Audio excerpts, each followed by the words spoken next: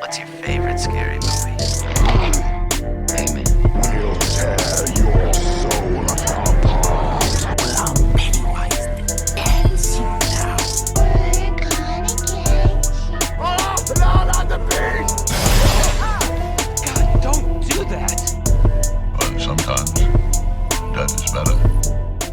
Hey everybody, what's up? KillJoy Jake here, talking today about a new Nicolas Cage movie where he will be playing Dracula in Renfield, a new Universal Pictures movie coming out, kind of like a modern day version of the Dracula story pretty much, but it's also going to have a bit of a comedic tone to it, according to this bloody disgusting article that I'm using for today's video. Cage reveals in a new interview with Variety that he's not only looked back at several prominent Dracula films for inspiration, but also Marina Mazeppa's performance as Gabriel in James Wan's *Malignant* and Samara from the original Japanese Ringu. Nicolas Cage said in a quote, "I looked at Bela Lugosi's performance, and then I looked at Frank Langella's performance." Cage said of the 1931 and 1979 films respectively, also nodding to his uncle's work with Gary Oldman in the 1992 version. And Cage said about this, "I looked at Gary's performance in Uncle's movie, which I think is just so sumptuous. Every frame is a work of art," he said. And as for bringing his own interpretation of Dracula to the character, he's responded with, "I wanted to pop in a unique way from how we've seen it played," he noted. "So I'm thinking to really focus on the movement of the character. You know, I saw *Malignant* and I thought what she did with those moves, and even Ringu with Sadako, I want to look at what we can explore with his movement and voice." Now this is something really interesting, especially taking inspiration from James Wan's *Malignant* from last year. I think one of the greatest parts of that entire movie is the very beginning of the third act, where Gabriel just starts going crazy with all those inmates and all the cops at the police station. It just goes full on action horror out of nowhere, and it is so much fun. I absolutely love that aspect of *Malignant*, and the fact that Nick Cage himself is such a cinephile, he's like so excited to kind of replicate that in his version of Dracula. That is going to be so interesting. This movie I am so down for, this Renfield movie that's coming out soon.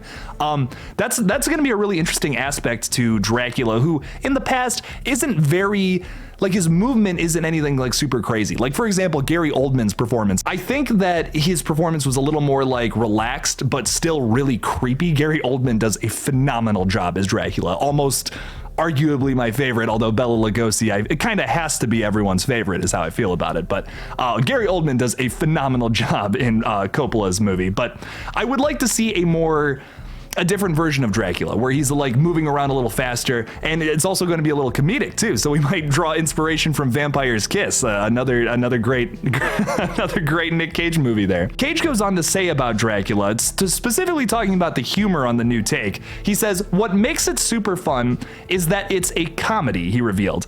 "And when you get that tone right, comedy and horror, like American Werewolf in London, it's a blast. It's got to be a bullseye. But that's what I'm looking for, something new to bring to the character, and also that perfect tone of comedy and horror." And I've talked about this a little bit in the past in some of my other videos. That's not easy to do when mixing comedy and horror. You got to get the right blend of it, or typically it just comes out wrong. It just feels like it's not right. It feels like it's either one too much the other way, one too much one way, or one too much the other way. Sometimes it can work, but like if you don't get that blend right, and Cage is right, I mean, it can suck. Scout's Guide to the Zombie Apocalypse is a movie that I feel like is maybe a little too silly and doesn't quite get like the scare. It's barely a horror comedy because I feel like it's so silly. You almost forget the horror aspect with that movie. It does have a lot of fun parts. That's just a weird movie I decided to pull from there. But yeah, I've always felt like that movie's just a little off with its tone, and that can make or break a horror comedy for sure. When you have these genre bending films like that, that's a really important thing, is to get that balance of tone correct. Now, Renfield is based on an original pitch. Renfield is based on an original pitch from The Walking Dead creator Robert Kirkman, and Chris McKay, who is set to direct the film, he did The Tomorrow War, and Nicholas Hoult will be on board to star as Renfield. Now, a few things about all those choices. First of all, Robert Kirkman is doing a horror comedy version of Dracula. That has got to be the last person I would have ever expected to do this film or to pitch this movie.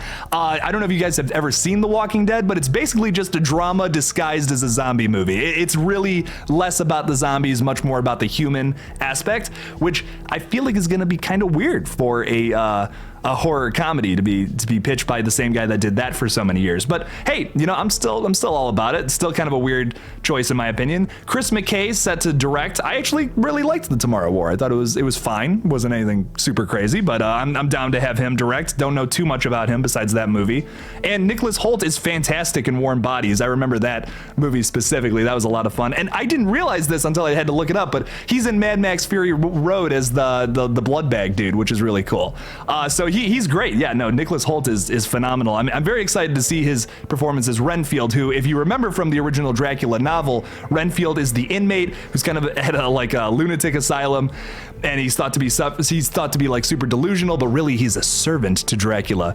And this time they're going to be doing it in modern day, so it's going to take place in present day. It's going to be very comedic. I'm very excited to see how they do this. I love taking these old concepts for horror films, like for example, Lee Winnell's Invisible Man. They took that like original concept and they brought it into the modern day, involved a technological aspect to it, and just kind of put a whole new twist on that old concept of the Invisible Man, made it new and inventive again. I love that film so much. Very excited for Lee Winnell's take on The Wolfman as well, starring Ryan Gosling. That's another one of these older films that like they're trying to reinvent and bring into the modern day. I love that. I love that this new wave of these older films that we're just trying to make modern again. I'm really enjoying it. I'm very excited to see this, especially because of Nick Cage as Dracula. I'm sure it's going to be very silly, a very physical role for him, which he's always phenomenal in. I just watched Prisoners of the Ghostland, which is a much newer movie of his that's arguably horror. It's much more of a revenge flick, but God, is it weird. Oh my God, him and Bill Moseley are in that. It is phenomenal. Highly recommend Prisoners of the Ghostland if you've never seen it before. But yeah, I'm really excited for this. I cannot wait to see his performance and Nicholas Hoult from Warm Bodies and Mad Max Fury Road in this film as well. I think it's going to be great. I'm very excited for it, and I'm just excited that I get to talk about it on my channel now with not having to make it like edit every crazy video. Well, I'll have a little announcement on how the audio videos on this channel are going to work a little bit in the future, but that's for another day. I just want to thank all of you guys so much for watching this little update on the Renfield movie starring Nicolas Cage as Dracula. I can't believe I'm reporting on this like that. You guys have no idea how excited I am. Thank you guys so much for watching this video. Don't forget to support me on Patreon if you can. The link for that will be in the description below. Follow me on all my socials. If you look me up on Twitter, I'm at KillJoyJake1,